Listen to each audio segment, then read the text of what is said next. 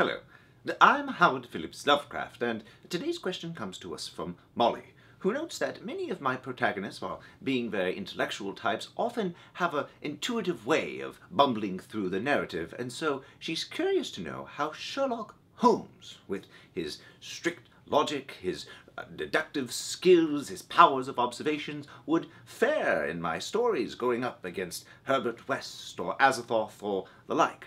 And I think that there are two conventional ways of approaching this. The first is to look at Sherlock Holmes with his dependence on logic, his dependence on how he's able to use his senses to observe and know the world, and come to the conclusion that when faced with the illogical and the unknowable, his mind would shatter. Indeed, I often wrote about how horror can truly be magnified by presenting it to someone who has a very scientific, rational view of the world, so that when that irrationality breaks in upon them, they go deliciously mad. Now, on the other hand, data is data, and Sherlock Holmes certainly has the elasticity of mind to perhaps be able to adjust his parameters of what is considered impossible and move on from there. But I think the real truth is that you can do whatever you want.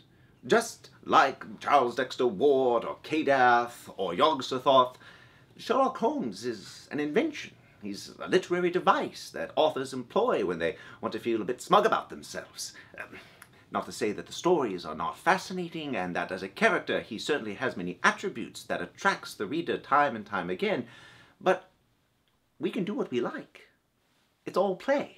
And indeed, I think that's one of the appeals of Sherlock Holmes. Different writers, different performers find those essential elements within him, but then go in whatever directions they want. Some might have him be a passionate type who would fall into the orgiastic cultist of my stories, and others might have him be inflammable, puff his pipe, and pull the mask off Nyarlathotep, revealing him to be the Duke of Chutney, engaged in financial speculation this entire time. For you see, writers are a kind of Moriarty, and our stories are our crime scenes.